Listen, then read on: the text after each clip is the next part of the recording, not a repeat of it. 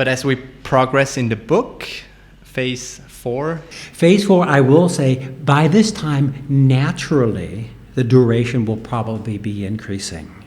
Because in phase 4, I add a couple of more complex meditation practices.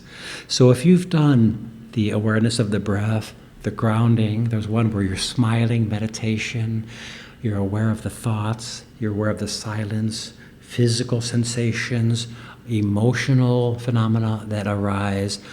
By the time you get to that level, you're already into a 40 or 45 minute meditation. It will naturally come as you develop yourself.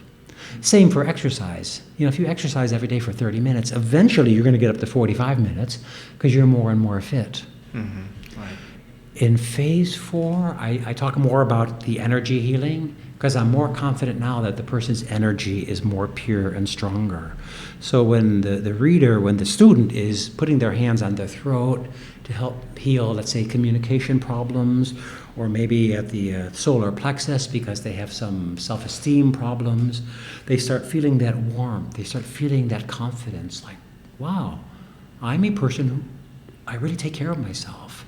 I take the time to solve my problems. I take the time to get rid of my stress. I'm really dedicated to my own well-being, the way I think, the way I eat. So in phase 4, I suggest, in no uncertain terms, it's time to go purely plant-based. Breakfast, lunch, and dinner, all your snacks, everything that you eat goes plant-based. And that brings changes too. And there's a lot of resistance here too. Whoever's going to read this book, if you're already vegan like yourself, you're not going to resist these ideas that I bring up. So I have to be a little persuasive, yet pretend that I'm not telling you what to think. And that's tricky. That's tricky because right. I know what I think, I know what I believe, I know what works, I know what the science says. I've seen all my friends and students on this path, and it works. So inspiring this, most of my readers are going to be strangers. I'm not going to be sitting having coffee with most of the readers of the book. So if somebody is an eater of animals, they may be resisting it. So throughout the book, I have all kinds of ways to inspire, which is my good side, challenge, that's my teacher side, get tough. I'm not a very tough guy, but my words can be quite tough to say.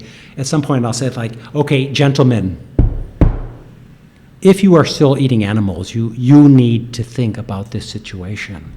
I give the example is, what if your son was in the backyard with a fishing line and a hook, and he threw out the hook and he was catching the neighbor's dog and caught the dog, it was a Labrador, and he was pulling in, and you looked out the window and you saw your son doing that to a dog.